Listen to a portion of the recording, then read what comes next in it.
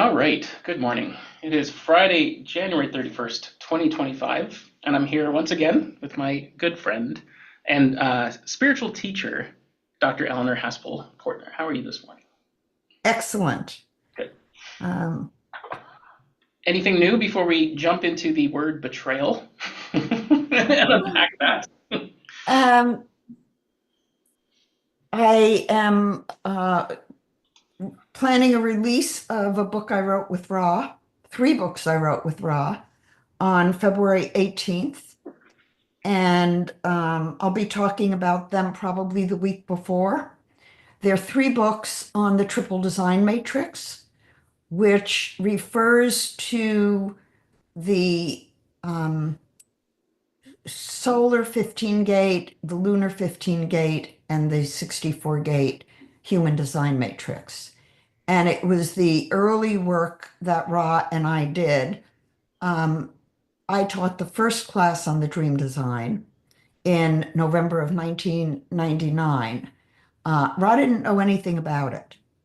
All he had was from the voice. The only information Ra had from the voice was when we sleep, we become like a mammal, like a dog.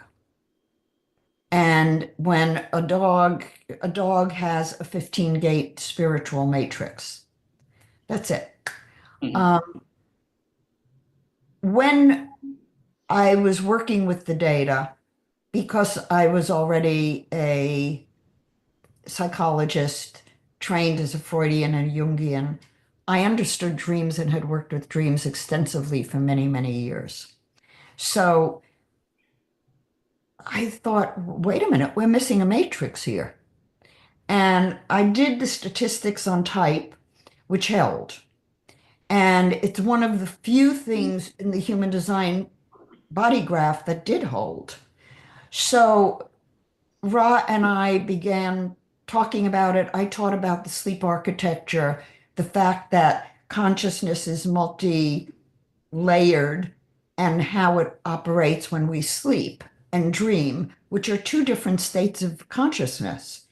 And we actually have the solar level, the lunar level, and the lunar minute level, all of which show different states of consciousness.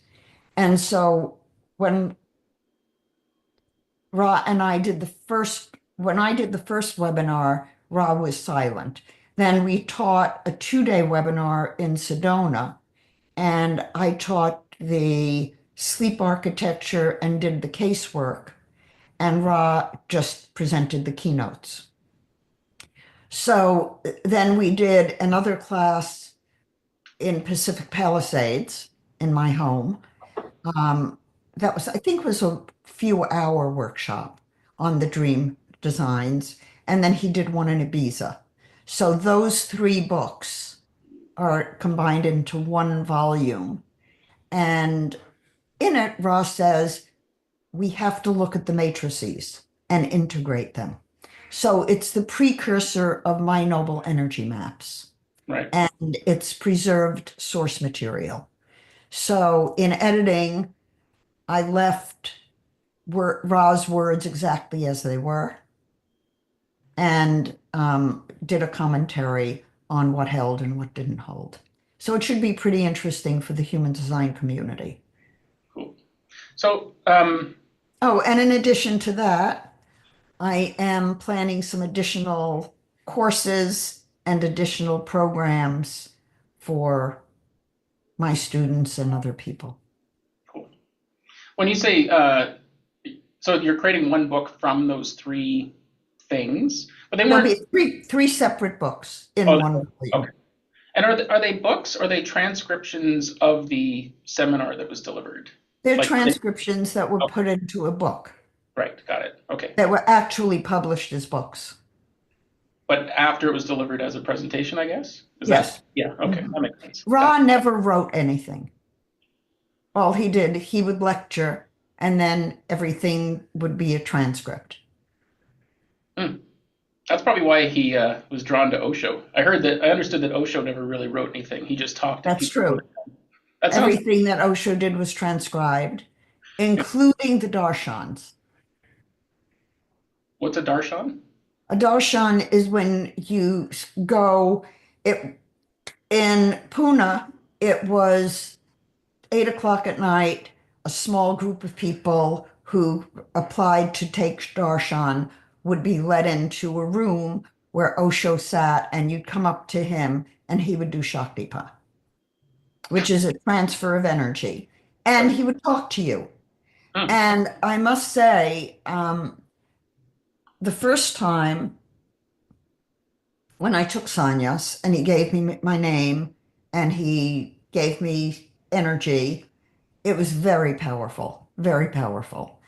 And it did change me in many ways.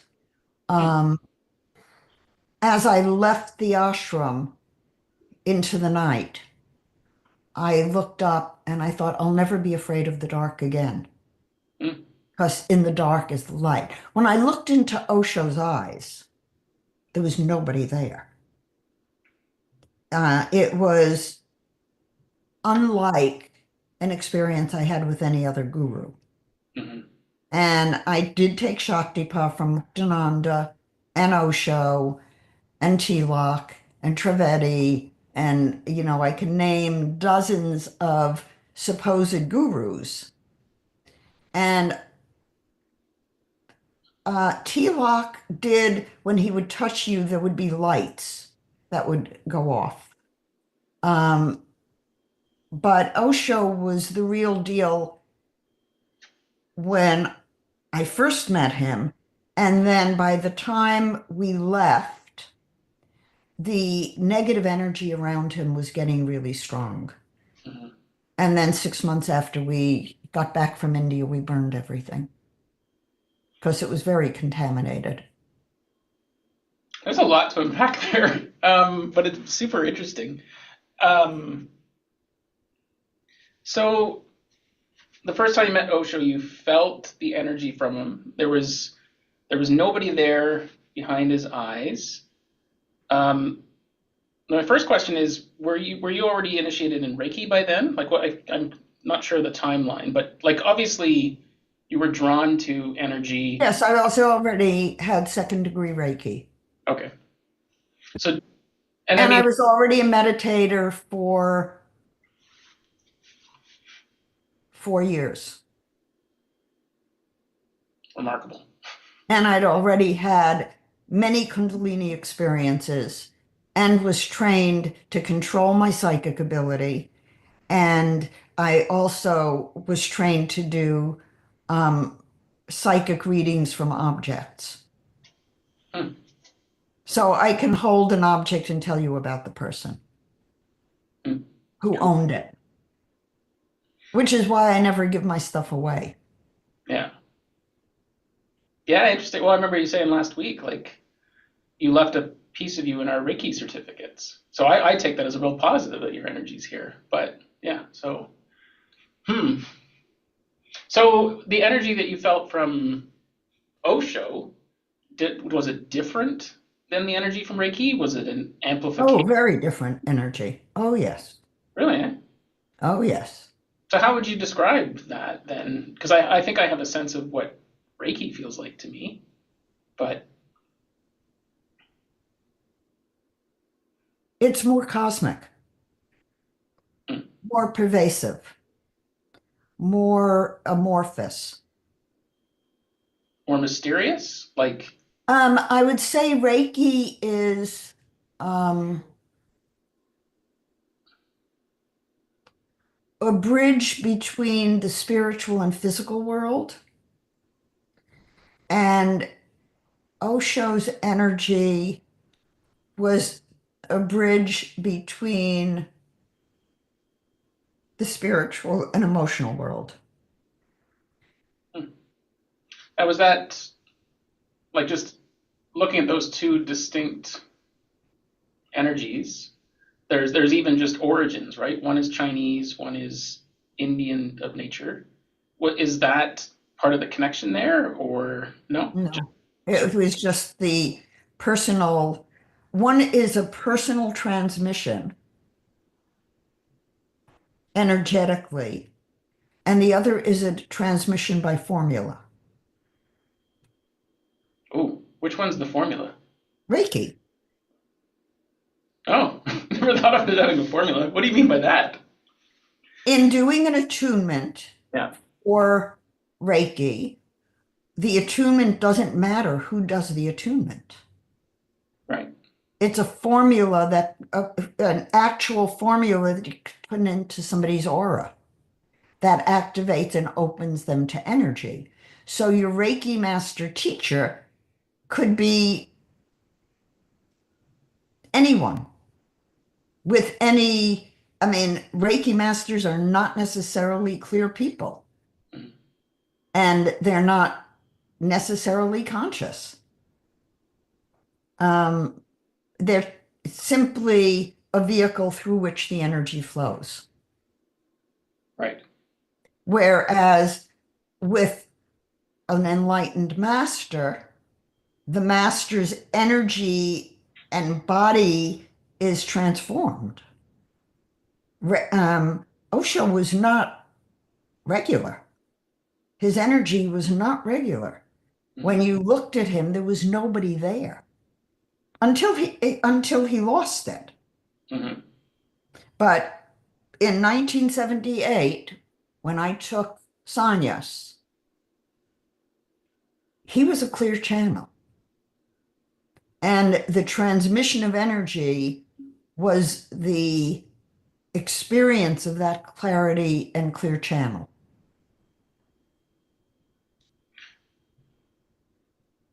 Thinking about how I'm taking better care of myself lately and how that is having a positive impact on the energy that I cultivate and and even just how I feel it in my body. Was was Osho's problem that he had got reached a point of clarity and got lazy and moved away? Was it, or was it the energy of others was negatively so strong that he couldn't resist it, or a bit of both, I or have no idea. I know that he liked to play games on the mental waking world. Um, I think he trusted the wrong people. Um, and he wasn't healthy. I believe he was diabetic, and I don't know anything about his personal existence, but I can tell you that many of the people in the ashram had very bad ethics and did not have integrity and could be abusive to people who were in the ashram. mm-hmm. They were sexually promiscuous. Many of them used drugs. Um, they were not clear people. Mm-hmm. And I remember Lakshmi in the office, and she gave me the creeps. Well, I didn't want to go there. And I knew that the people surrounding Osho were not all good people. Mm-hmm. And so you can't, as a professional, delegate responsibility to people who are not as clear as you are. How do you find those people if you're working hard at it? You don't give them tasks to do that carry responsibility for servicing other people. Mm-hmm.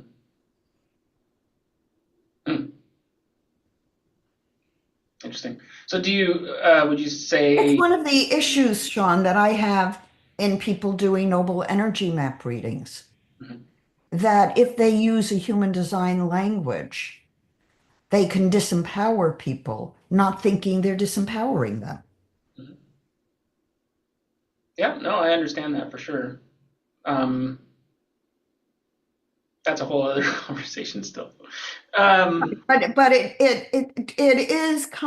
is appropriate to say, here Osho was an enlightened master. And the people around him didn't take care of the spiritual integrity of the master. Hmm. And the consequence to him was his death. Yeah. Well, and kind of collapse of probably his original intent, I guess, right? It fell apart. Did he, what were his values? Like, what I have was, no idea. like, he never stated them. That's, Uh, Um, I don't know. mm, I haven't read everything he wrote. I haven't listened to everything that was recorded. I have the books that he recorded when we were there.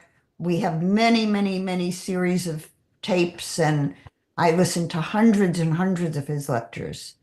mhm, But on a personal level, he never said anything personal. mm.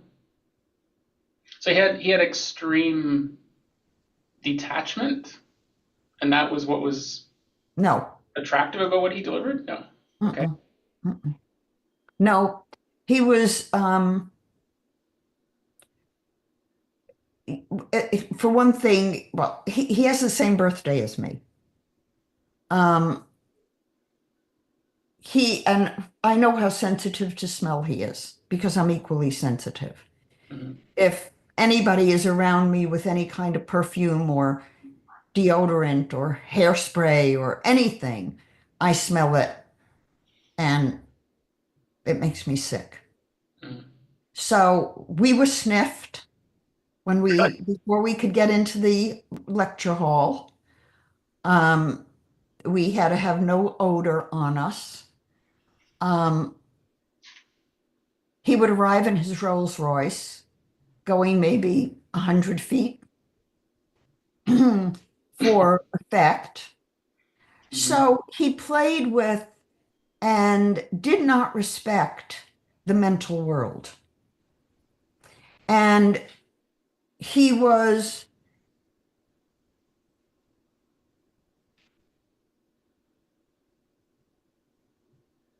he liked to provoke emotional reactions in other people.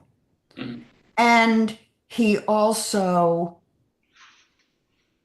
didn't take care of his physical body.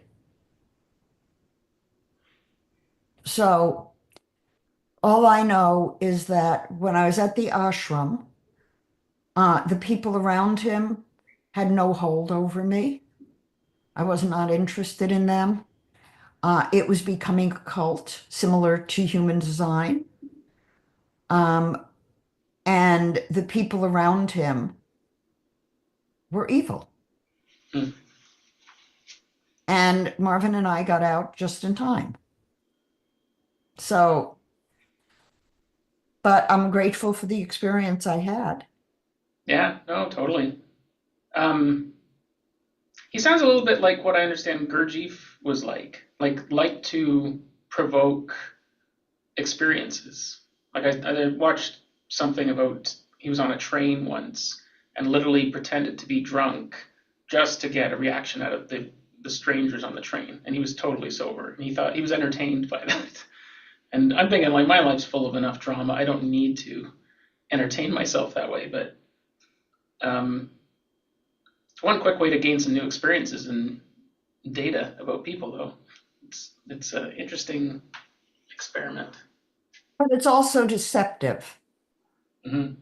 And if you have a value of being truthful, why would you play a game like that with somebody? Well, exactly. To me, that would be. I can see the merits of it, but I get enough experiences dealing with people as it is. I don't really need to create new ones for myself.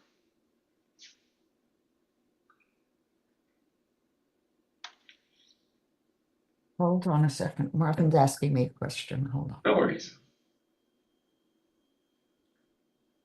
How's Marvin doing? He's doing okay. Hey, dude. How's it going? Good. I see you playing with your drums sometimes, you Oh, in the know. background? That's the phone number. Okay. Take a picture of it. I've Okay. had to, Marvin, I've been really having, I'm finding new ways to focus. Like, I'm literally standing one legged on a Bosu board right now because it helps Yeah, focus.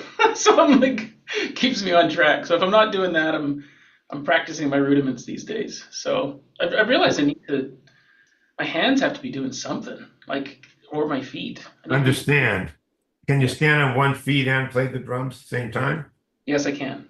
Good. And probably put together a marketing plan while listening to someone and delivering Reiki. Yes, I could do all It's a mad, mad world, Sean.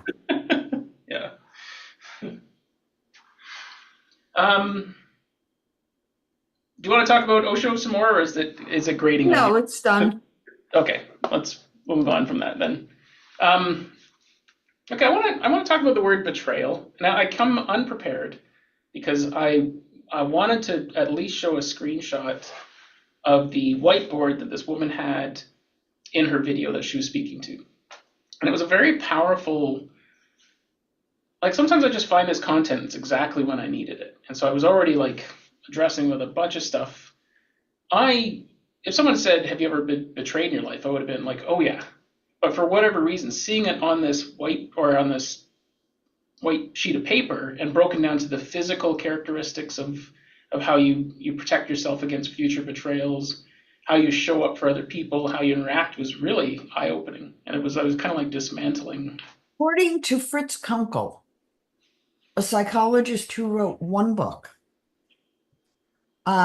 very powerful book. I did a review of it for a Jungian journal. He talked about the betrayal of the we. And the betrayal of the we happens when you don't get your early needs met.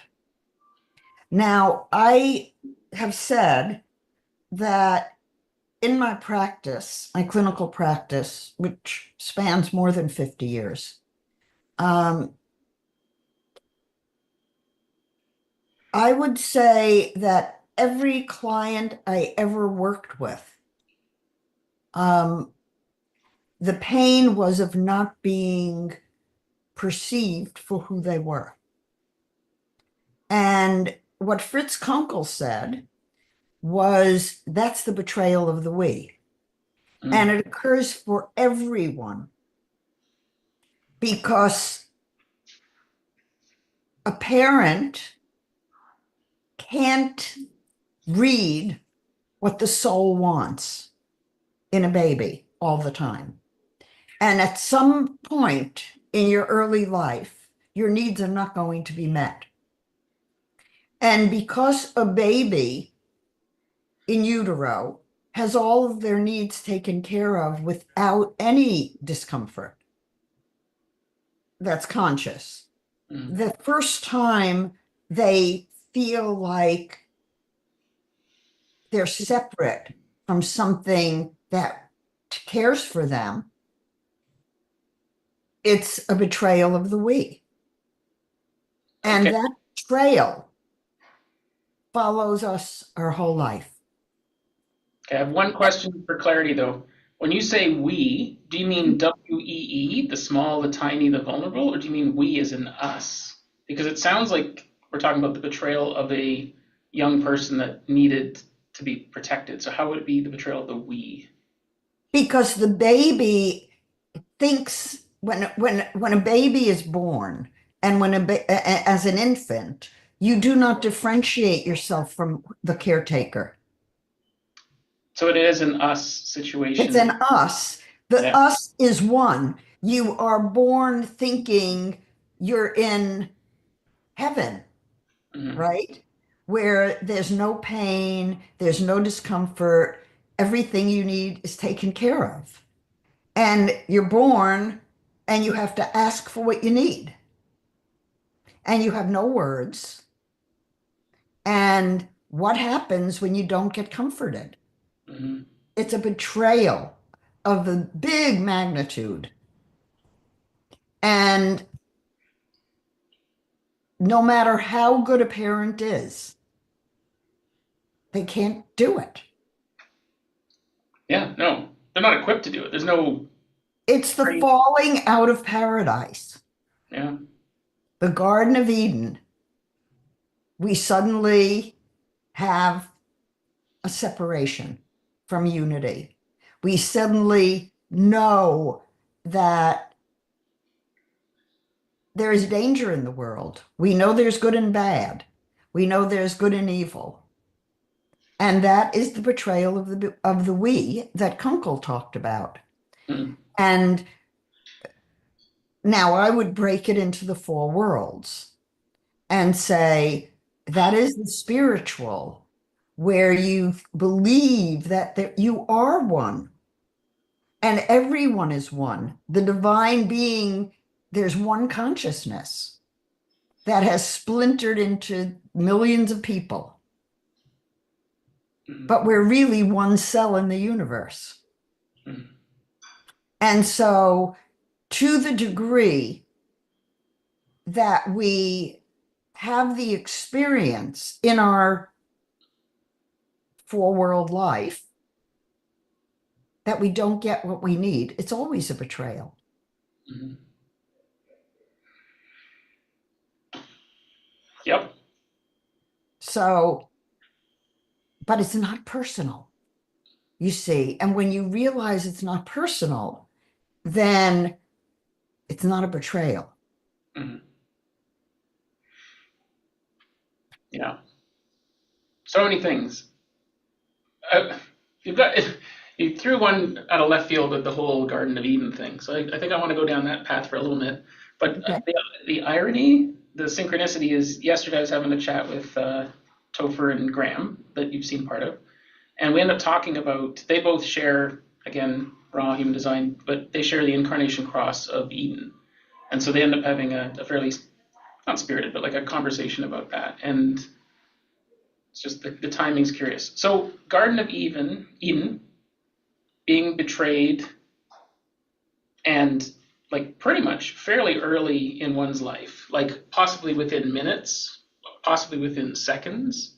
I would say for me, having explored with my metaphysical book birth trauma, my birth was an 18-hour uh, birth that ended up resulting in an emergency C-section in 1972. I don't think I was placed on my mother's chest. I was completely separated. It was just cold and going like now recognizing that like that was like life just started hard right off the bat. Like just there was a trauma there that I've been sort of unpacking ever since, it seems. Never even thought about it other than I'm sure I told you this before. My mother used to call me at 12:18 in the morning on my birthday to just be like, I remember where I was. And so like I never forgot my birth time. And obviously it was a big deal for her, like 18 hours and then not to be able to deliver the baby the way she wanted. Because obviously she wouldn't have gone 18 hours if she wanted a C-section. Right. So yeah. Yeah, fascinating. Coming back to oh yeah, sorry. I asked you a question and I started rambling. Garden of Eden. Can you unpack that a bit? What do you mean by Garden of Eden, betrayal, and the first? In the Garden of Eden, it was paradise. There was fruit, there was everything they needed to eat, and they were together, Adam and Eve, and then the serpent came and tempted Eve to betray Adam, to betray God by eating of the fruit that was forbidden. And that fruit that was forbidden was the fruit that opened the door to good and evil. And it showed that you could have a world of opposites. And you could know that. And so it set a course in which, as humans, we must find unity within ourselves. Mhm. Because it caused a separation from paradise, from the sense of oneness. So the betrayal of the we happens pretty quickly because we come into human consciousness. instead of God consciousness. And our life is spent going back to unity.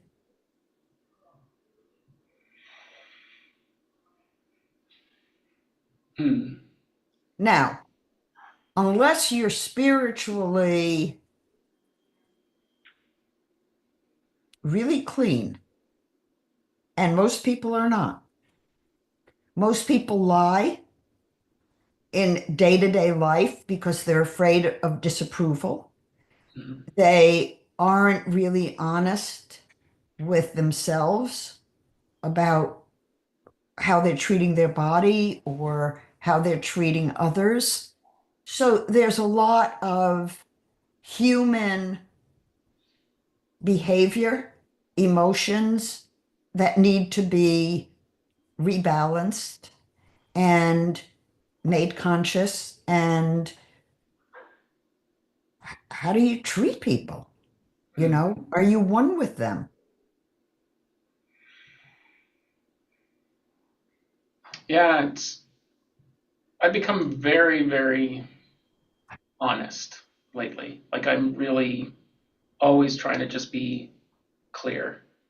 And I sometimes I get from people that that's refreshing, and other times I actually am told, please stop being so honest, which is a frustrating response because I'm not sure what to do with that because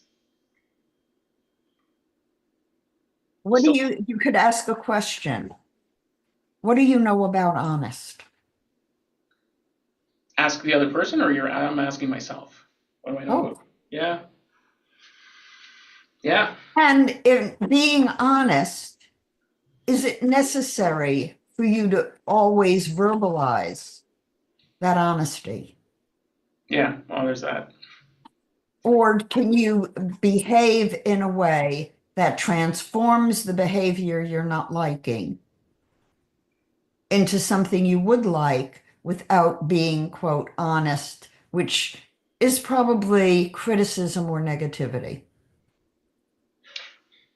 I mean, it ultimately kind of is, right?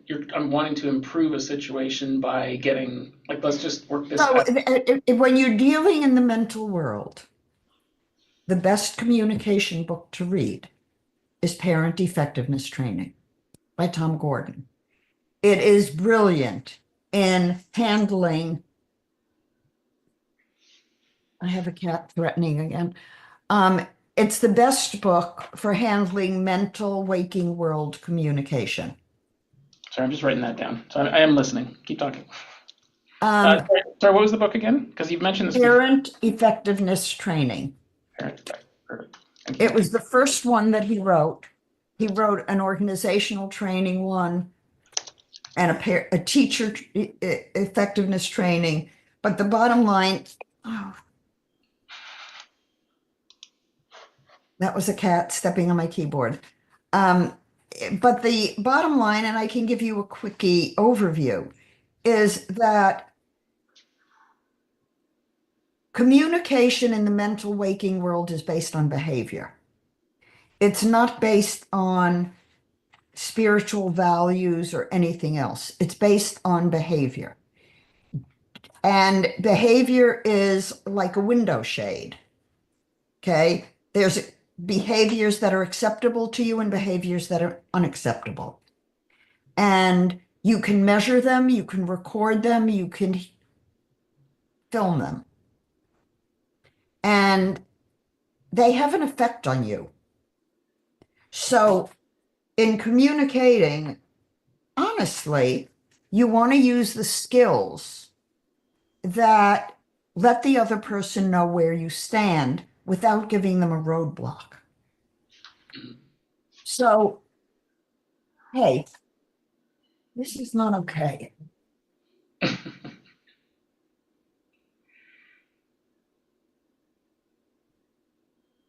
He wants to tear papers up on my desk. But What's the really, bigger pets and paper? You got the dog that that eats it.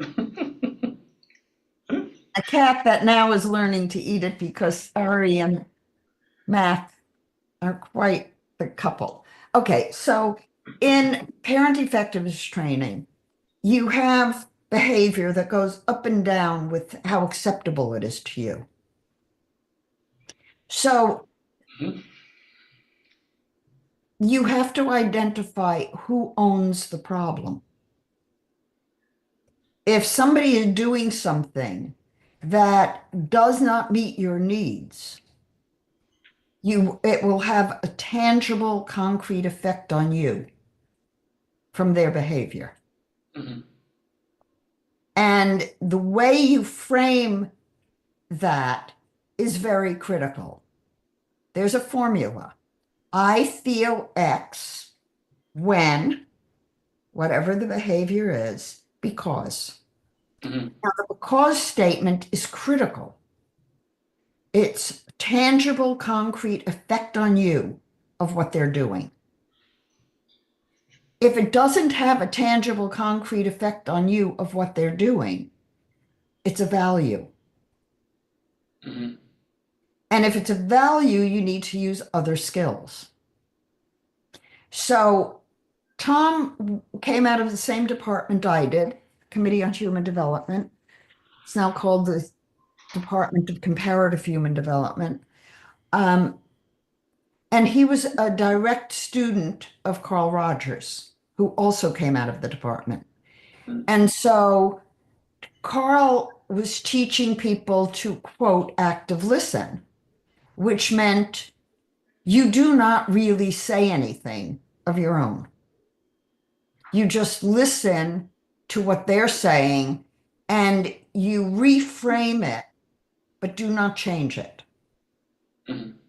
You're accepting, you're repeating back to them what they said without trying to.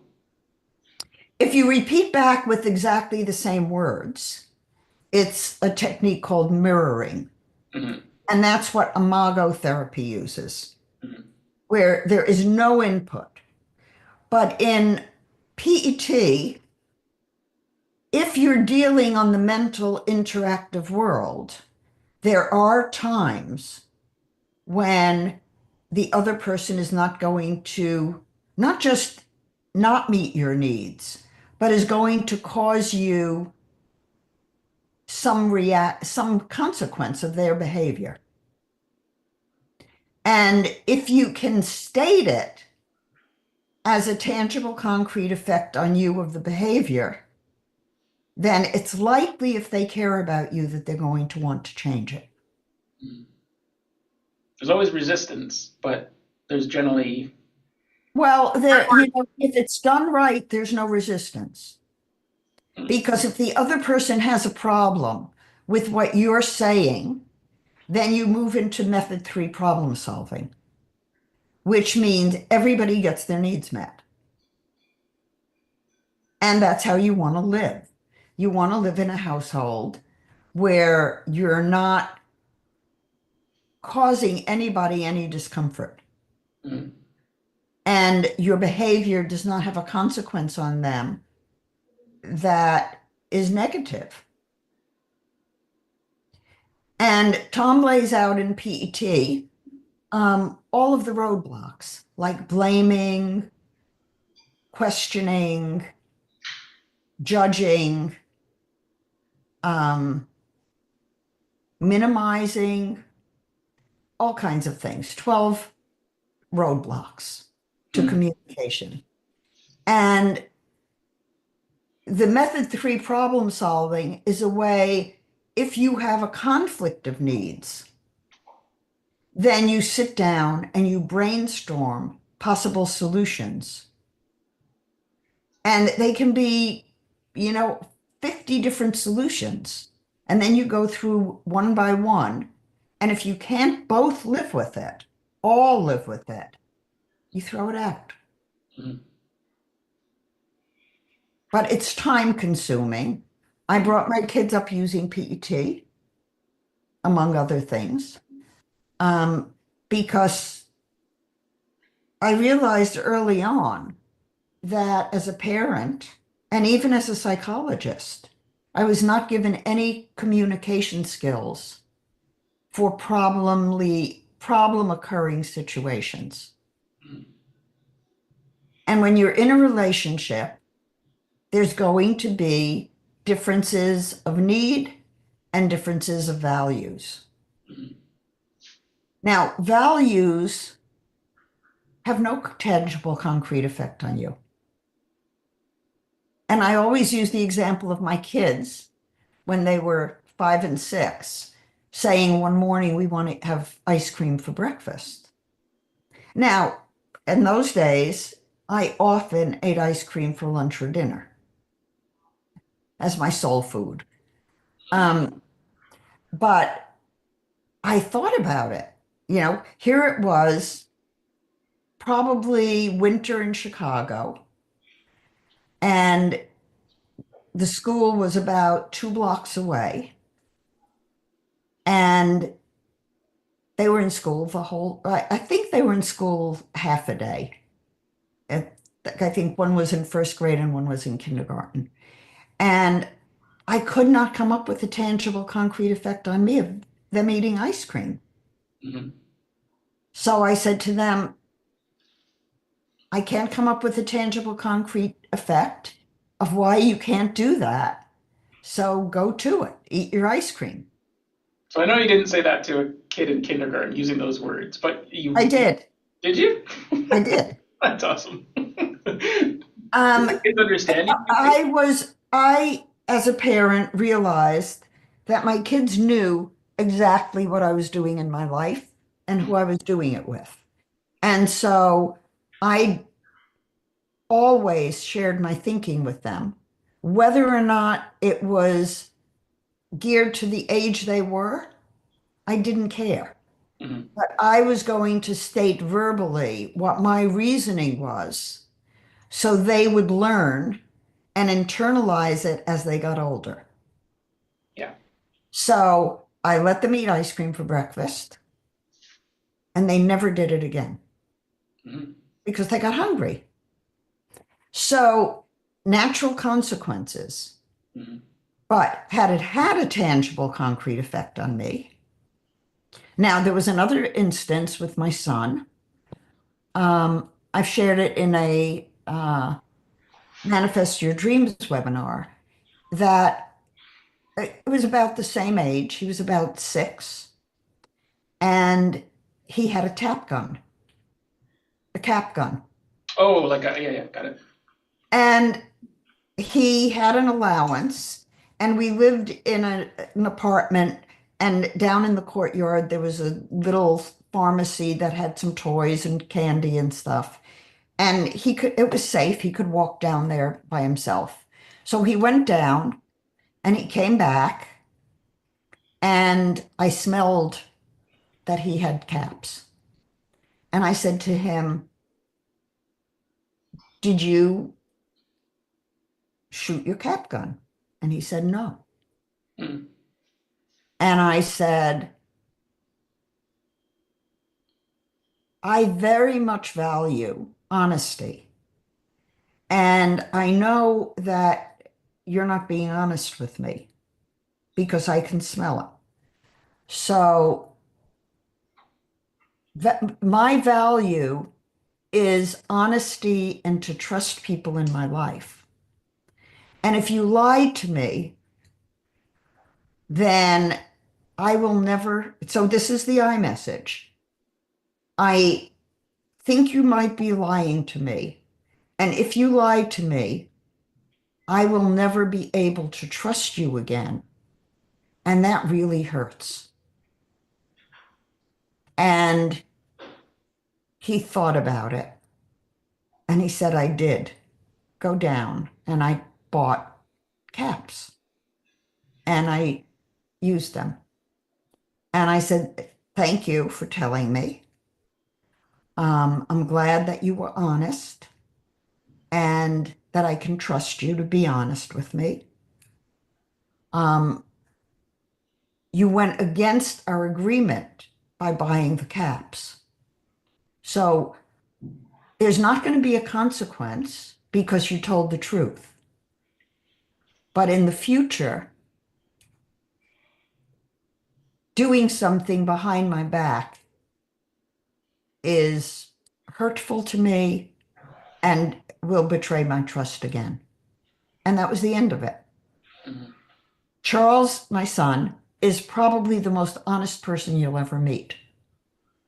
I don't think he ever lies to anybody about anything. Yeah, I mean, it's a nice way to live, and something I'm trying so hard to do. Read PET. It's the best book on mental world communication you'll ever find. I taught it. I taught it in organizations, and it was a huge guide in communication. Now, Mm, it's not the only thing. It doesn't work on the spiritual world. mm, It is because it's behavioral. It's discerning. Is it a value or is it a need? It's not differentiating beyond that. But when we're talking about spiritual core, then you use skills of clean language because you want no external world input about what you feel as a soul. mm. And it's not interactive. So, if, for example, you were having a conversation with your wife about values, you might say to her, "So, Wendy, what do you know about X?"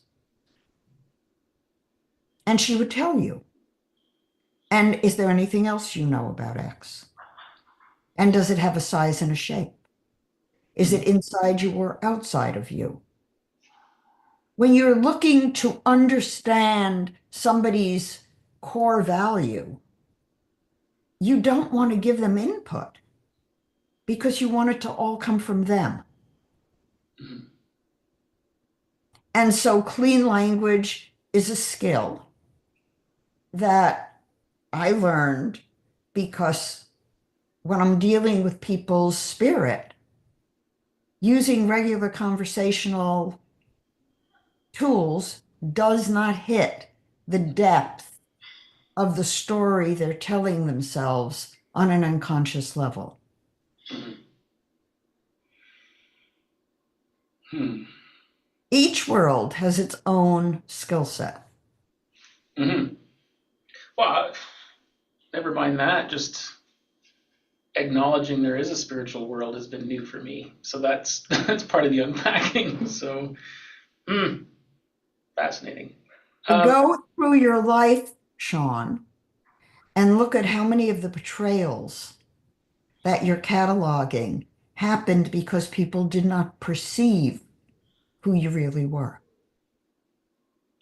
oh, for sure. That's probably So that's all spiritual world. yeah, yeah. And you can't resolve it internally without using clean language. Because any interactive communication takes the energy away from the core of who you are. And that was the betrayal to start with. Hmm.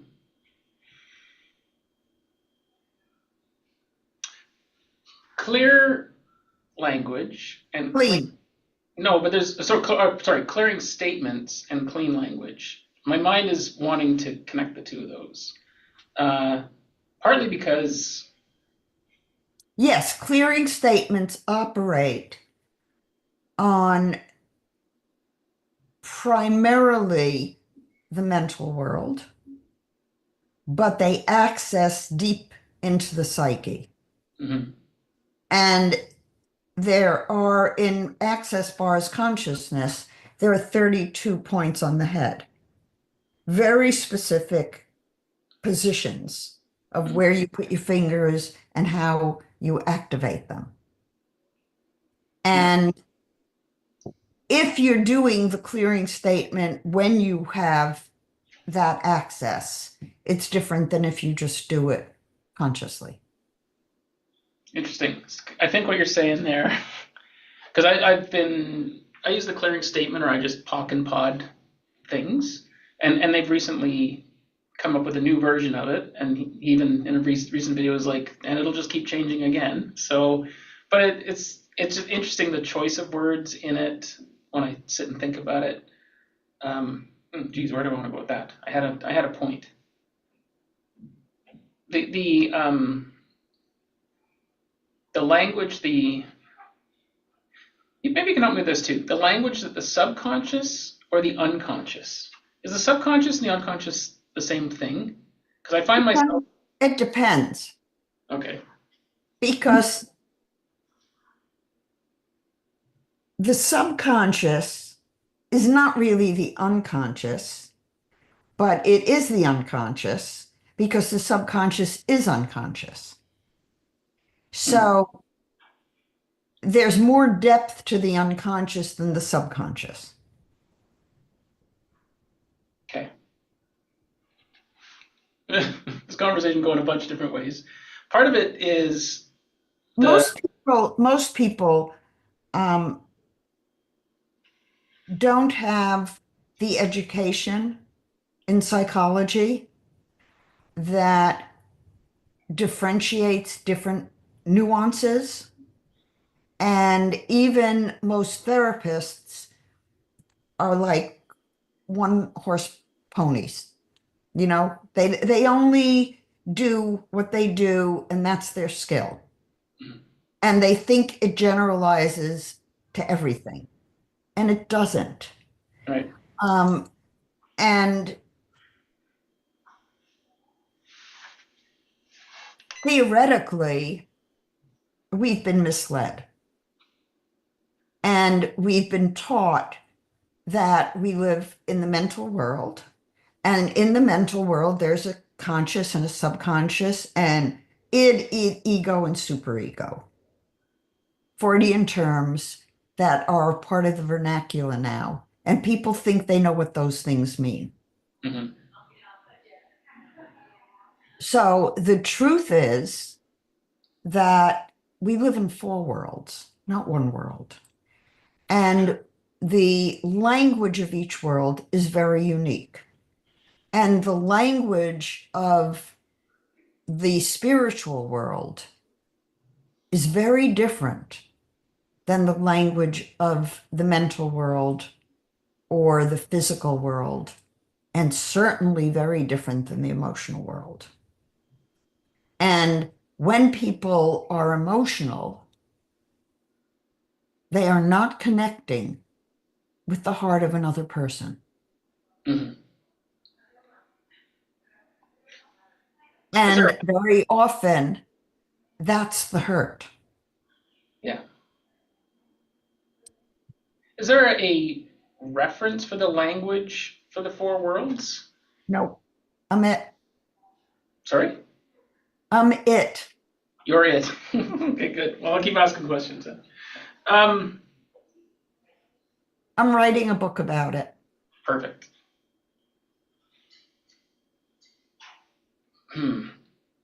Betrayal, ego deaths. So I want to explain what I understand an ego death to be, because I feel like I've experienced Ego death? ego death. So how I've heard it described is, one, you can have it in a psychedelic experience where you take a lot of psychedelics and everything that you thought about some topic comes into clarity and it's not what you thought. And it hits you at your core. And I think for me, it either realizes how far off you were with a value that you either didn't set or just realized you had. And who's doing the realizing? Me in that moment. And is that your ego? Well, the ego death is a moment where you realize things aren't what they appear, and it's with such. See, but the term ego. Let's see. How do I explain this? Freud coined the term ego, id, and superego as a way of describing consciousness. Mm-hmm. But the ego became synonymous with the personality you identify with. So when Ra talked about the ego, what is he talking about? He's talking about how you identify yourself. And it became really distorted. And there is a lot more to the consciousness than an ego, id, and superego.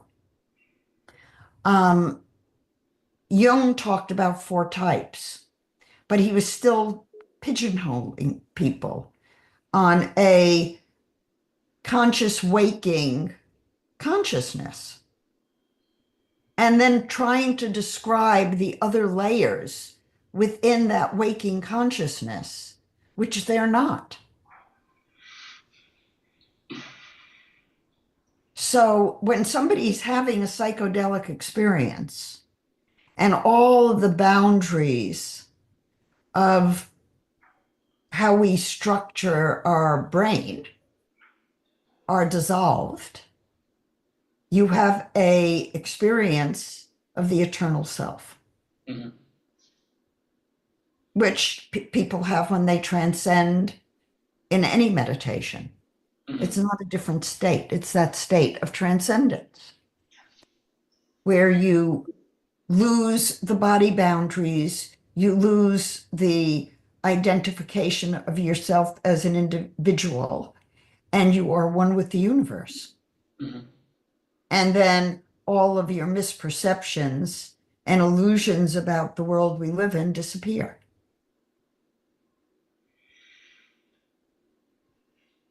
Mm-hmm. Interesting. Back to betrayal, and back to the other form of an ego death, and then we'll circle back. I might drive you a little crazy with this, but let me continue. So the other way that I've heard, and I think I heard this from Jordan Peterson once, but it was that another form of ego death is when someone you love betrays you, and like where you're just completely torn apart, like everything you believed. And I've had various forms of that, but I've had some whoppers. I'm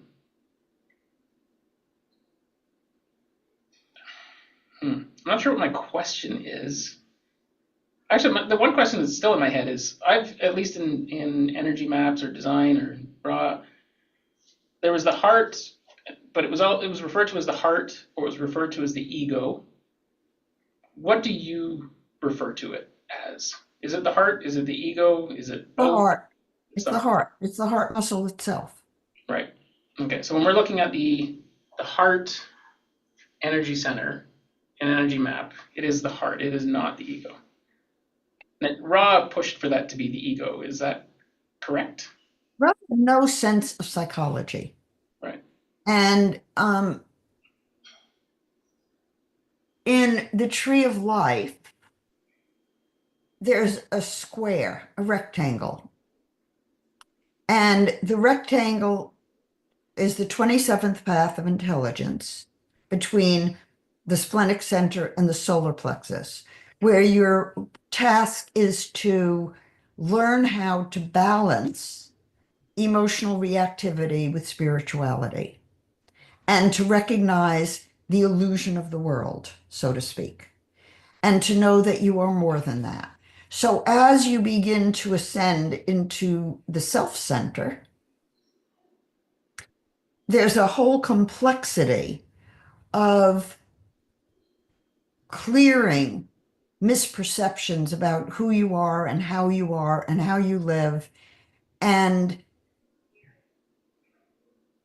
what I recognize in my work is that we haven't given people skills to ascend beyond the lower mind, because you cannot be in a higher place believing some of the things you believe, like human design has 5 types, and those 5 types define everybody. They don't. They're 1/8 of the information you need to delineate a type.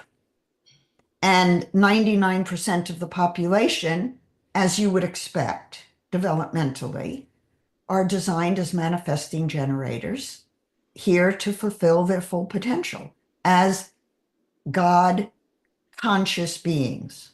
Mhm.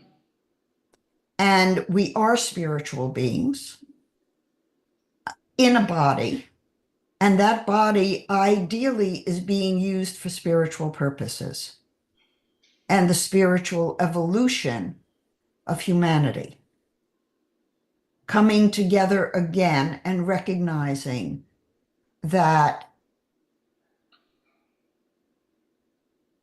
we separated from our true self by taking into ourself the awareness of opposites.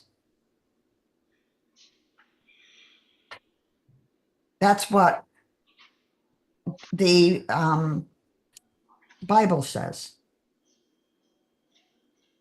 In the Garden of Eden, the serpent gave the fruit of knowledge of good and evil. And once that door opened, we became aware of the polarities and the duality, which is not where we need to be in union.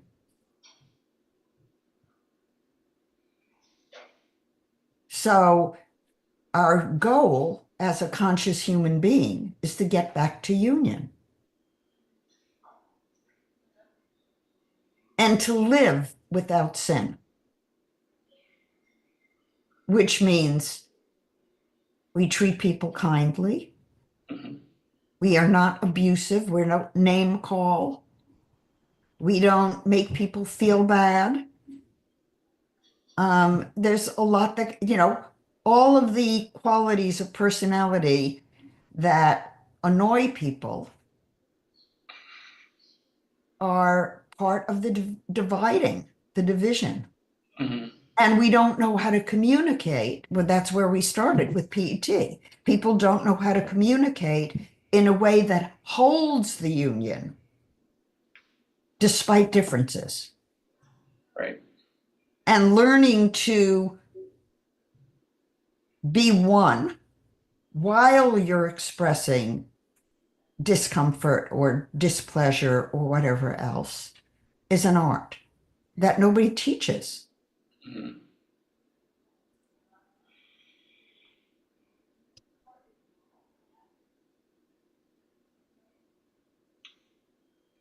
The question I want to ask is why. I don't know why I want to ask this. Or can't we just give the apple back to the snake? Is that what we're intending to do? Like you can have this back. I don't even Wouldn't like, that be nice? right? Mm, fascinating. How are you doing? I think that um, if we look from a higher perspective, then by recognizing the polarities and recognizing that there is evil, we consciously need to embrace the other side. We become conscious and ascend instead of having ascended unconsciously. And so the tree of life does lay out the progression of the stages through which you become self-actualized or realized, which means you move into that state of union with the one. Napoleon Hill talks about it as oneself. He's the Think and Grow Rich guy, right? Yeah, I've got it in my queue. I've been telling my grandson to read it since he told me this week that I've been telling him to read it for the last 10 years. And he finally, because he was struggling with what to do next in his life after quitting a job that he didn't think fed his soul. Um, he read Napoleon Hill's Think and Grow Rich. He finished it yesterday and he told me he loves it. It's a How, life-changing book.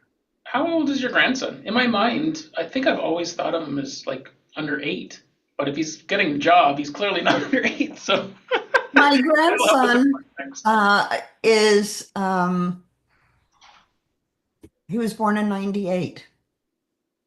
Okay. So he's 25. Wow. Okay. His birthday is February. He has the sign of Aquarius on his eyelid. What day? Uh, the 7th. Okay. I'm the 5th. So, Mhm. even, okay, because astrology and signs and how people behave, or not behave, how you interact, there's obviously got to be a couple of things that your son and I would have in common being born 2 days apart, right? Like these kind But, of things but how many years apart? Oh, I'll be 53 soon. So I got, So yeah, but that you see, he was born with 5 planets in Aquarius, and now Pluto is in Aquarius. And his wife also has 5 planets in Aquarius in the same house. how does okay, I don't even know how one determines that. I don't know how many houses, how many things I have, planets I have in Aquarius. I have to have a few based on what I'm feeling about Aquarian energy. Let me Um, look. but I actually, I have that much in your chart. cool. Could you bring it up? I'd love to talk through that. I'm finding myself absolutely fascinated by astrology lately to the point where it's You have 3 planets in Aquarius. okay. And which are those? The North Node, Mercury, and the Sun. I'll share your chart. The sun in Aquarius. Okay. And that the sun being in Aquarius would be significant, right? The Is that Sun in Aquarius is significant, yes. okay? Oh, what happened here? Where'd those pages go? Hold on.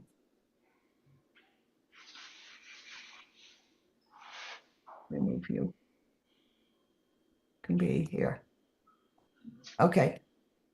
So what's your question, Sean? I have so many questions. One, I seem to learn best by hearing similarities.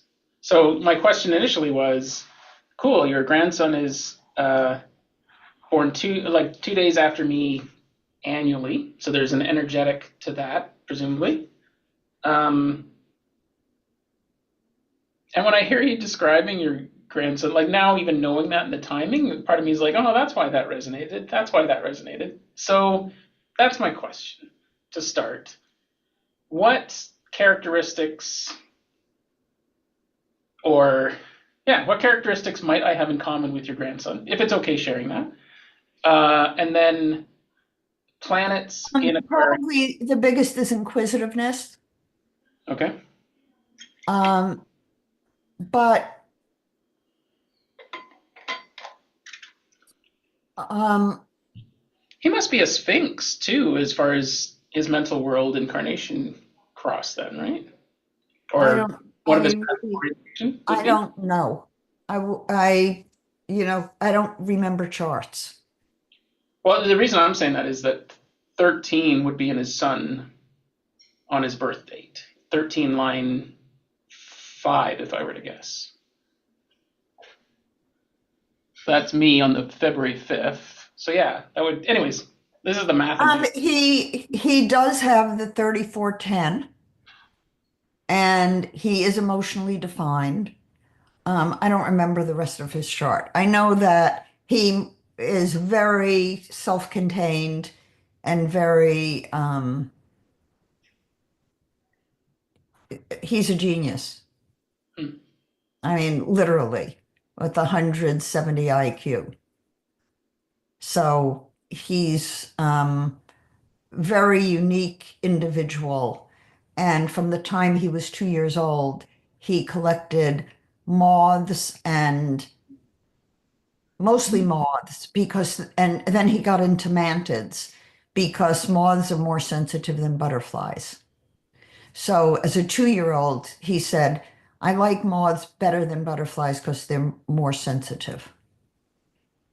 Hmm. So that's the level of consciousness that this person has. Okay. Well, that's it. So you caught my attention with the word self. I think you said self-contained, and then you you talked about how he'll pursue an interest to You a deep. see, Sean, if you simply did your own inner work and stop when you listen to videos or you watch videos or you talk to people, you're getting activated on the solar plex side. Mhm. But you already know what's truth for you. So you're making your life much more difficult than it needs to be. Mhm. Yeah, I mean that's for sure the conclusion I've come to. So I'm still just unpacking it here for you and for myself. Um, yeah, but I was I gave up so much of my container that it's still surprising to me to hear those things and think about how my life played out. So I'm really just kind of like reclaiming my stuff, and it's difficult to do. Why? Why is it difficult to do? It it has a an impact on those around me in larger and larger circles because I own several businesses and started them, and they're not what I want to be doing. I need to slowly dismantle them or disconnect from them. And just same with behaviors within family and things that I let go on when it would have been simpler to just stand up for myself. And so I do it now, and it's off-putting to everyone else. But it's not at a point where, like, when I say it's off-putting to other people, I don't care. Like, I really am just doing me with kindness, with always looking for a win-win for everyone involved, but at the same time feeling pretty strong about my core values lately. It's just so much to dismantle and unpack, so many bad habits, so many loose ends, that is just exhausting. You know, burning the time. Like I can kind of envision like it's like a piece of string. I'm just burning all these loose ends off, right? Like trying to tie them off. So it's just been exhausting. At the same time, I kind of. It's probably my internet. Oh, did you lose connection there? No, I didn't lose the connection, but it's unstable. Oh, okay. So a few of your words cut out and I didn't hear them. I was just rambling. I was just basically celebrating how far I've come and feeling good about where I'm going and reminding myself that's occurring because it's. And in terms of divesting yourself of things that are not right, think about it like pulling the Band-Aid off. Mhm. Can do it slow, or you can just do it and be done with it. And the longer you take, the more painful it is for everyone. Mhm. Yeah, yeah. I've been pulling lots of band-aids off, and it hurts. And I'm hairy, so it ends up like yanking hairs out too. It hurts. So, anyways, um, There's always shaving the hairs off. that's right. Hurts much less. Yeah, I'm always. Yeah, yeah. But really, what I'm saying to you, Sean, is there are ways to do it that may be less painful for the other parties. Mhm. Yep. We definitely have people watching in. We don't have any questions today, so How many people are watching in? well, Restream I don't know if it's a consolidation. It says 8, but oftentimes that's just coming from one of the places that it's being broadcast. So it's always hard to tell. Sometimes it'll say 3 and we'll get 20 comments. So I don't really use it as a rule of thumb. Ah, Um, and honestly, I think the best part of these conversations, and I've been thinking about it a lot lately, is these long format conversations. People need context. The benefit is breaking it up into little pieces afterwards, like short segments, and then if you want to go hear the whole story, right?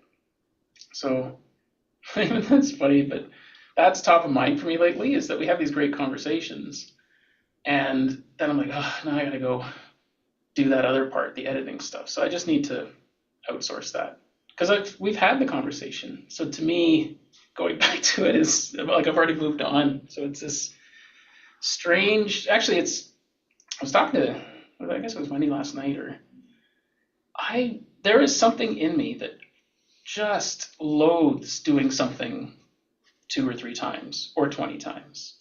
Like if it's something I've learned how to do or I've shown someone else how to do so that I can entrust that they'll just run with it, it makes me crazy to have it come back to me like a boomerang. And so I worked for, there was a long, like when I was at my best with my IT company, I was really clear. It was, I'm going to make a video, I'm going to show you how to do this, and and that's it. Like from that point on, you run with this, you're responsible for it. And somewhere along the way, I lost my way and I started doing everyone's work for them. It became one of those things where it was easier to do it myself than to show people. But you start that long enough and you quickly realize that it's not easier to do yourself because you're doing everyone else's work for them. So I'm still kind of recovering from more than a decade of doing that. Like so Sean, what do you want to do for you? Right now or long term? Long term. I keep playing with the phrase practicing retirement, and the reason that it sits with me for so many reasons, but it is I want to design a life where I'm enjoying what I'm doing in the present because there's just so much there. So I'm moving away from And do you want to make money doing that? I mean, I don't care about the money. I just don't want to have burden. Well, you don't care about the money. So how do you live? Do you have enough money to live without caring about the money? We're getting to that point. We're getting to the point where the things that we've refined down to what aligns is getting pretty clear. And now there's just some external nuisances that we're actively working through. And it's super painful, those ones. But yeah, I would like to get to the point where, I mean, a perfect day, I start the day with something physical activity, whether that's pickleball or drums or whatever. Then I want to connect with people and be of service in some way. That's Reiki, if that's holding. Do you want to make money doing that? Well, I mean, that's the middle part of the day. That's the work part of the day. So I think I need to make money doing that, or at least, and this is something that I notice at least here. I think it's everywhere, but there's this conflict between making money and being of service and spirituality that is such an obstacle at times. Dr. Usui found when he came down from the mountain with Reiki, and he started healing all of the beggars who were coming in the food lines. And then he began to see people repeating. And he said to them, "Why are you back? You're healed." And they said, "It's easier to be in the line than to be healed and to have to go do something." So Dr. Usui decided that he would always charge for Reiki. And that's why the prices were set as they were. And the Reiki Alliance, which is the only legitimate Reiki organization that there is, sets the prices. Oh, 250. let me clarify that. So, because there's becoming a Reiki practitioner, there was a fee for that. Are you Mhm. talking about outward fees? Like if I provided Reiki for someone else, there's a set fee that I should be charging? No, you don't, they don't set a fee that you should be charging. Okay. They probably make a recommendation. Okay. I don't know. Um, I don't generally do Reiki treatments that I charge for. Uh, and he started the Reiki Alliance does set the prices. And in through the Reiki Alliance, it is $10,000 to become a Reiki master. It is taken very seriously, Hmm. and it is a lifelong commitment. Um, any program that gives Reiki, makes a Reiki master for less than that is not the real Reiki. Hmm. And the Well, symbols may not be right, the teaching may not be right, and there are a lot of those going around. yeah, well, therein lies that rub, right? In a world where you're offering Reiki and you can go on YouTube and get Reiki, it's diluted the value and intent, and also people might think they're getting Reiki and not be getting anything, right? Or That's something right. so diluted. So, like, it's quite the conundrum. I guess it's really just believing what my time is worth and my effort that I put in, and my price is my price. And I know from experience that it's important to be clear. So, yeah, hmm, fascinating, Well, if you don't charge for it, the question is, do the people value it? right? We do that. We talk about that here all the time. Like we'll have free offerings at Funky Town, right? Whether it's a breathwork class or something. And inevitably, a bunch of people don't show up because they didn't have to put their money where their mouth is, but they took a spot, and then they just don't show up. They're not accountable because all we have is their email. And at that point, you're not going to send an email and say, "Hey, jack off," you're like this spot was for you, because it's not a nice thing for a place where people are going to heal to say. So you're stuck in this like fucked if you do, fucked if you don't. But Well, you can charge $5. yeah, that's kind of where we come to is, this introductory fee, nominal fee, you know, um, and it's amazing what $5 can do. People have a tendency to show up, even if it's $5, just because. They made a commitment. Yeah, yeah, yeah. No, I know this. It's just circling back to that awareness, taking another. Well, it's circling back, Sean, to do what you love and love what you do and get compensated for it. Mhm. Just because you love it doesn't mean you have to give it away. See, and there's that glitch inside of you that's giving you trouble. Yeah, it does. Because you've identified what's in the mental waking world is to be kept private and inside and protected. And then if I share it, I can only share it with people who might understand it. Hmm. But I'm not going to be visible and I'm not going to commit. And yet you're committed. Yeah, yeah, yeah. Well, I know exactly where I'm going to go next with this. So, as a personal to do.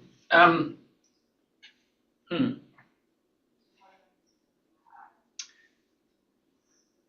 The way I kind of view it is lately, it feels strange, challenging to offer Reiki as a service. Partly because I can't think of anything more agonizing than having to sit still with someone for 45 minutes. Like that in itself is a challenge for me. Well, that's why you have second degree, Right. because that's only 15 or 20 minutes. True. And I can do absentee slash remote. But therein lies the rub of, does the recipient believe that it's real? And I guess that's up for them to determine, not me. Well, yes, it is up to them to determine.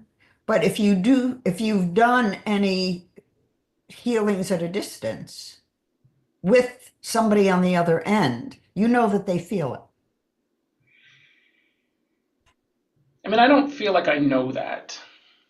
Have you done healings at a distance with somebody sitting and receiving it? Not simultaneously. I have said that. Then do that. Okay. Ask your dad or your mom to just sit at a certain time and do a real treatment and then say, did you experience anything? And you, as you're doing the treatment, see if you pick anything up. Hmm.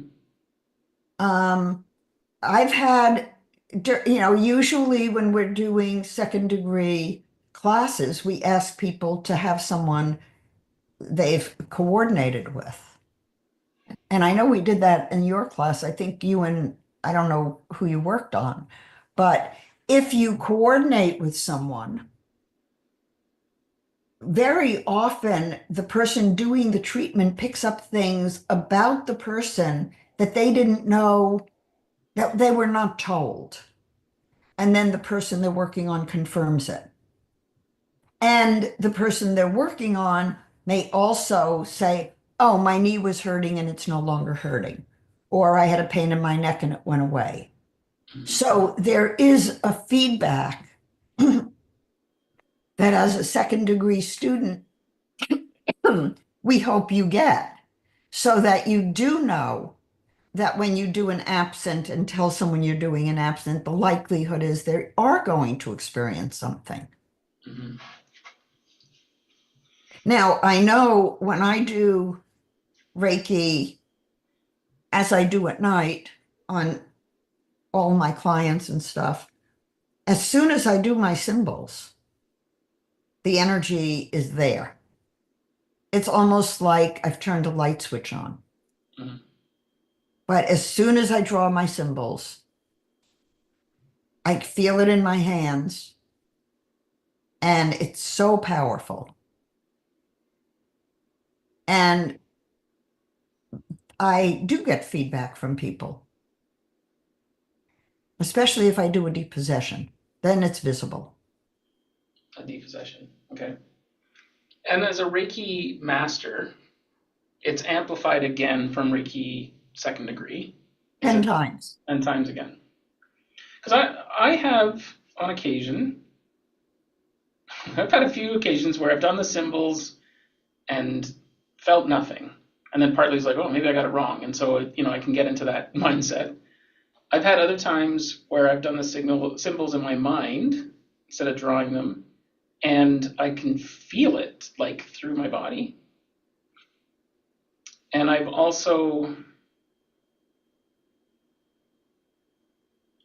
tried to do the symbols and something told me to stop. Like it was like, don't.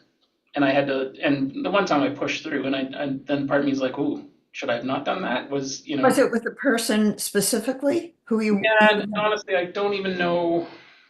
It's happened a few times, and I probably should have written down what was going on or who it was with, because I don't actually remember. I don't even, it wasn't a session. When I've done attunements, Sean, there are people I do attunements on, and I can't keep up with the energy. It goes so fast. And my symbols are wanting to be said faster than I can draw them or say them. With other people, it's like concrete. I can't remember my symbols. Oh, wow. I have to think about it. I really have to consciously put energy into it, and then I'll lose my place and I have to start over. So there are some people who really, their energy is resistant to Mhm. receive. Well, they have And to ultimately accept it, right? Like the person wants to have the intent of receiving the energy, or like you don't want if it's somebody who's paid for me to do an attunement and to study first or second degree Reiki, I push through and I do the attunement. right?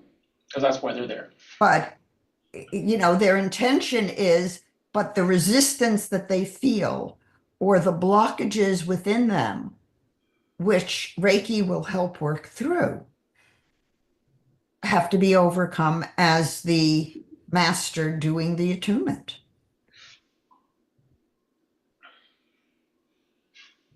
Okay. You might end up listening to the conversation with Graham and Topher, because we did get talking about type in there. We got talking about Reiki. We got talking about energy and how it moves. Oh my God, I lost that train of thought. I had a total reason for that. Oh my goodness. It was Reiki, it was energy, it was symbols. No, that just completely Where do you want to go now, Sean? Sorry? Where do you want to go now? Breathe. That very interesting. I keep forgetting. That's where I want to go. Let's talk about breathing for a second. I stopped breathing. I got so, and I do that so often. No, you lost your train of thought because you stopped breathing, Yeah. not the other way around.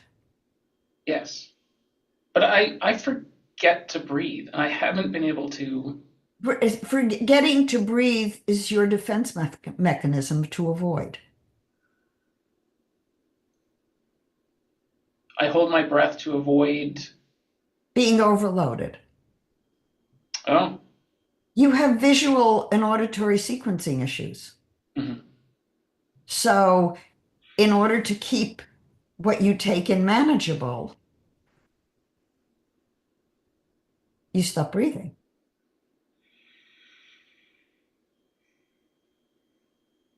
Hmm. Because the breathing shuts you down or opens you up. Mm-hmm. Don't you have the 45-21? I have the 21 in Chiron. I don't have 45 ever. Well, not You ever. have the 12. You Okay. have the 12-22, which is also breathing. And since it's a social channel, the 22 is social, and it's related to the solar plexus, you shut down your breathing when something triggers you. Mm-hmm. And the way to get through it is to start breathing. Yeah. Why did I stop breathing when I wanted to share something? Was it not the right time I don't know. to share it? That's interesting. Maybe you just stopped breathing and then you lost it. Don't attach meaning that doesn't belong there. Well, you'll make yourself crazy. Yeah. But there is a physical sensation that I've been trying to connect to right here. So, not the side of the heart, but like right within my back and my spine. It feels like there's a giant cyst or bubble, but there's nothing there physically necessarily, but a tightness. And whenever I stop breathing, I feel like air is trapped there. So it's almost like it's. How old is it?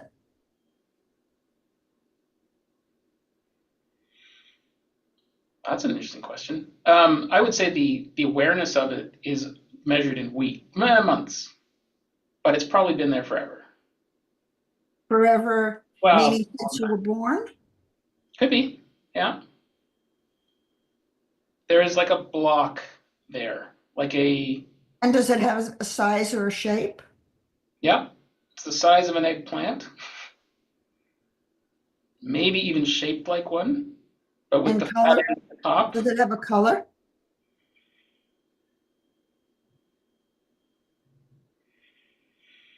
I want to say it's transparent because it feels like energy or air within my lungs. So it's not necessarily a physical block, it's an energetic block.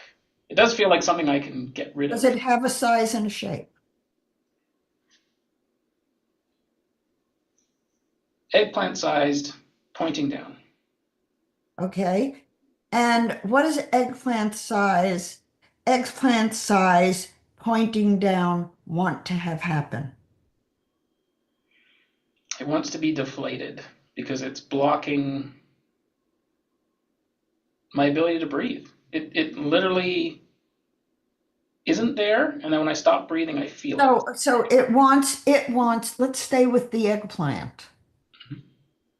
The eggplant wants to deflate. Yeah, I don't want it there. So I don't know what the eggplant wants. I don't want the eggplant.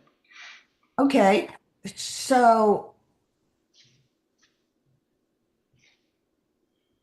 what needs to happen for the eggplant to disappear and dissolve?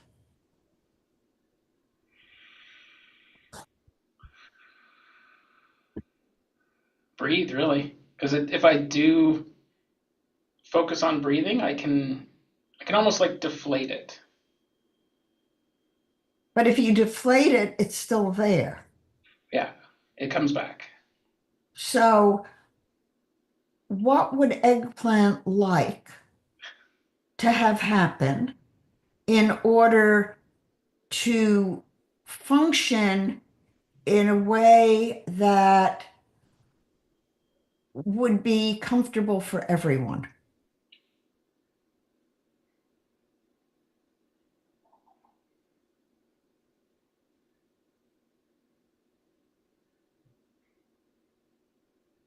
That's such an interesting question. Also, I just felt like a gurgling, almost like not my stomach. It was here. There was like a gurgle. What? And what does that gurgle communicate? First thought that came to mind is I'm drowning. It, It, it was what? drowning, like I'm drowning. Ah, Yeah. when you were born by C-section, why? Were you drowning? That's a good question. I don't know. Will your mom be able to tell you? Probably. And being a nurse, she's probably got all the gory details that I've never asked. So, Please ask her, mhm, because you could be eh, describing in metaphor the experience you had as an infant that you never released mhm, because it was physiologically anchored. So that's the kind of thing where if you go back to the metaphor and maybe with a little bit of knowledge, you can release it, mhm, transform it. Because what you're experiencing, Mr. Eggplant, is that eggplant might want to change into some and morph into a different fruit or vegetable. or just become guacamole and put it on a taco or something. Well, but guacamole could have its own issues. Yeah, for sure. I mean, what we're doing here is some clean language, Sean. Yeah. No, and it's. Can I ask a question? Like, it seems to me this has always been there, but now it's come to the surface. Like, I've gotten underneath everything, and so this is like a core. Well, Sean, the truth is you have to ask the right question. So, yes, our bodies store all kinds of memories. Usually they don't give us any problem, but you've intentionally tuned into your body and its nuances, and you focus on that a lot. Hmm. Lately, last year or so. Yeah. It, So your body is going to speak to you because you've given it permission to tell you its story. mhm, And you've decided, agreed to work on the physical, biological level with it. mhm, And the physical body is the place and I mention this a lot in the classes, that the galvanic skin response is proof. It's a lie detector test.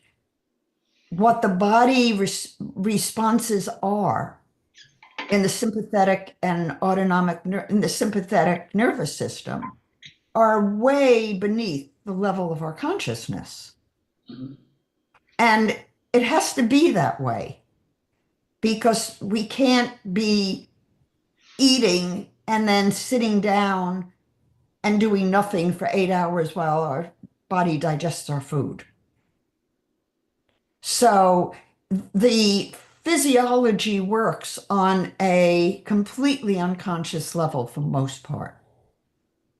And so as you grew and had physical experiences,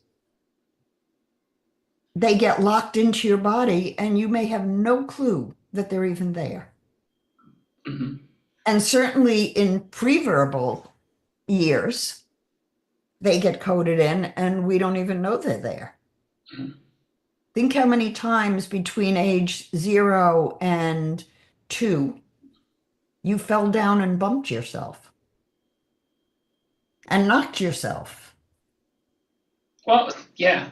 Okay, I want to talk about this because we were talking about it in your kitchen back in, I guess that was early September, and you were talking about, I always get the term wrong, but the audio visual sequencing stuff. And I remember that captured my attention, and I started digging in all sorts of stuff. I think I had a concussion when I was like 6. And so I can remember, because I don't have a lot of memories from my youth. I really don't. I have to really try hard to think of things, and it's always the same 20 things. But we were playing Red Rover at Settlers Green Primary School. It must have been grade 1.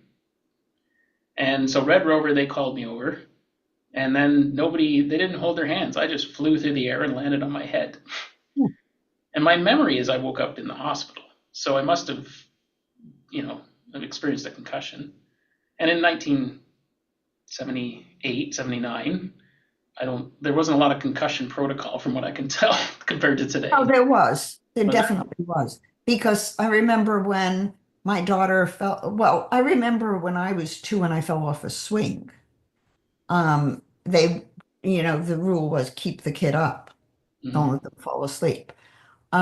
When my daughter had a concussion, she fell off a swing, and I got a call from the nursery school. So she was young, and we went to the hospital and they did a scan of her brain.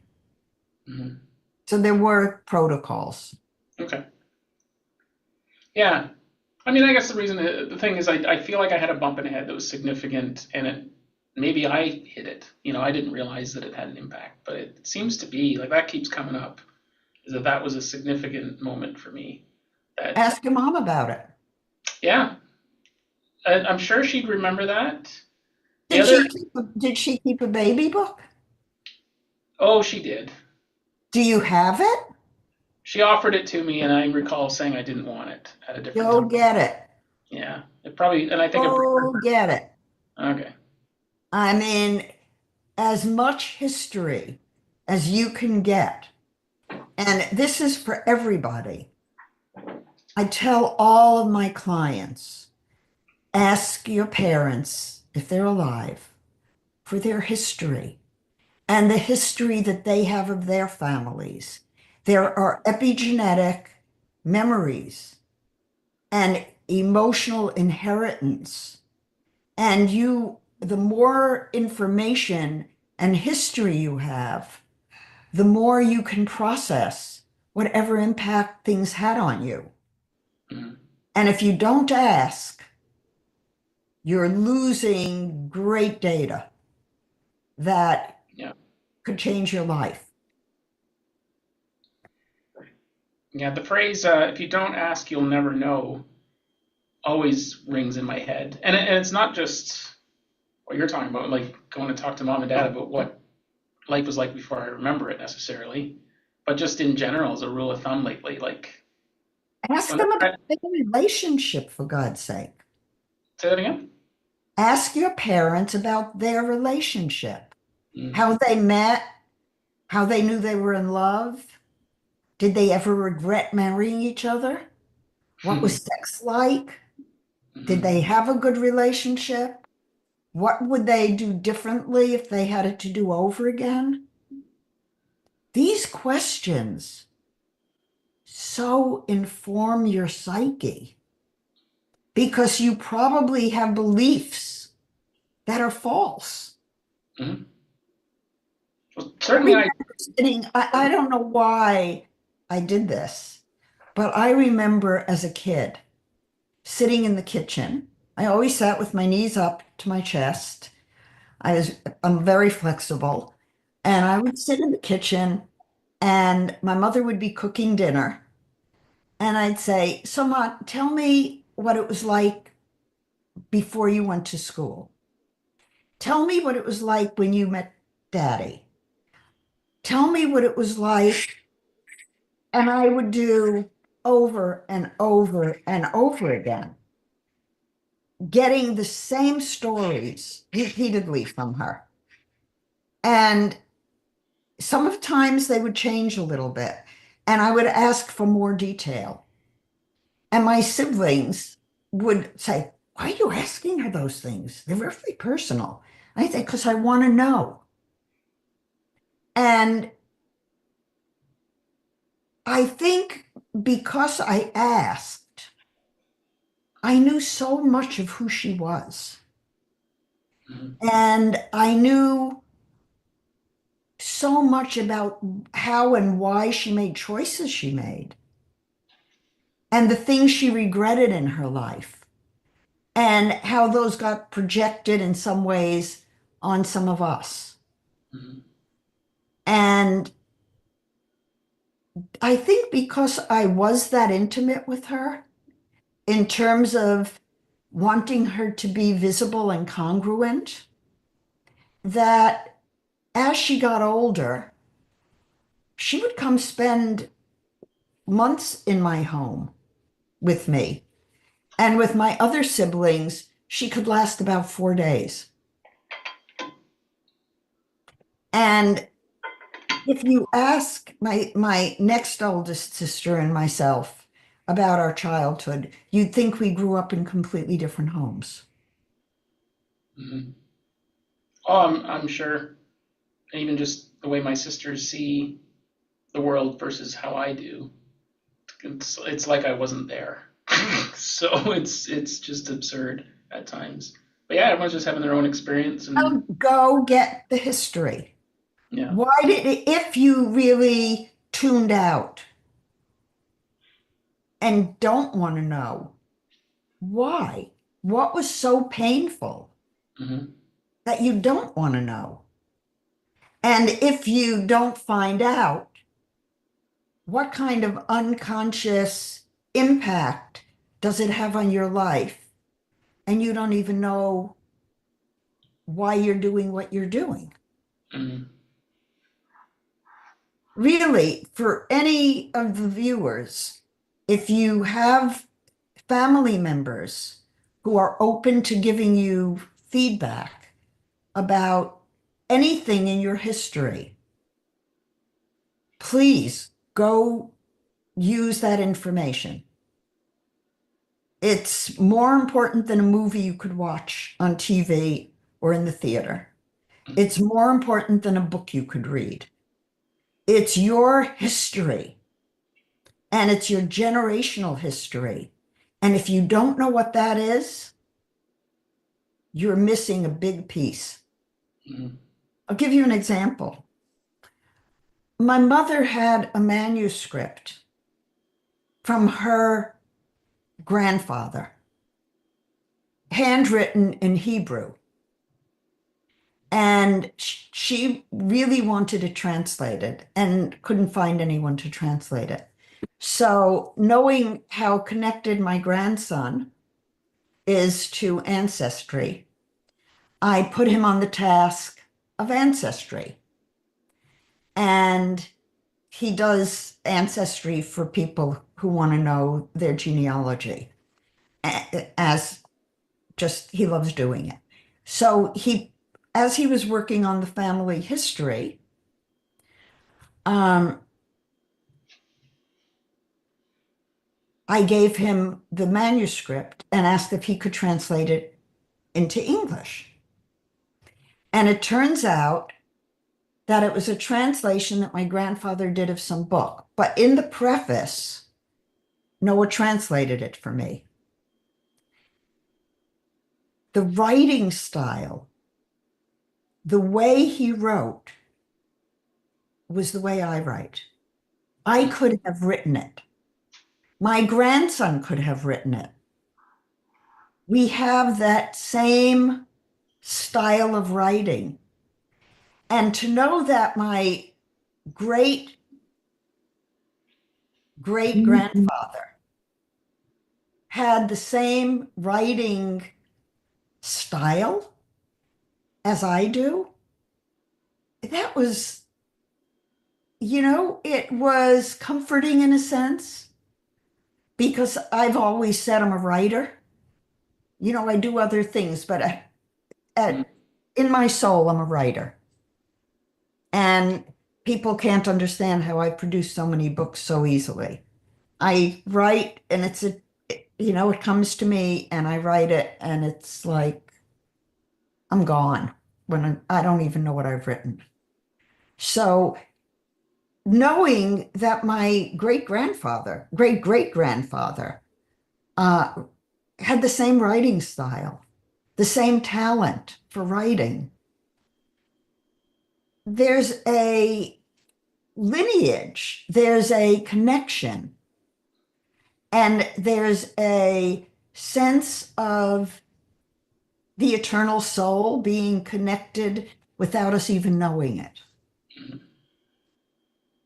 So I encourage the genealogy and the ancestry and the speaking to relatives. It's interesting, Wendy's parents and my parents are both very interested in their genealogy and family tree. And so they've both done fairly, when I think about it, quite a bit of work. Ask them about it. Well, I need to, for whatever reason. So much. I mean, you're so inquisitive and you're researching and reading all kinds of stuff. And in your family is a treasure trove of information that may have all the secrets that you're looking for. Mm-hmm. And it may be so simple as just going and asking your parents to tell you the stories that they've uncovered in the history. Mm-hmm. And it may go, oh, that eggplant, that's my great-grandfather's. Yeah.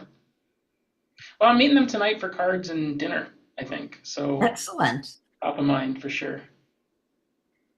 Cool. Well, yes, I think we should stop. We clocked in at almost 2 hours. We've been going good. So let me stop the feed here and just hang out there for a second. Wishing everyone a great weekend. And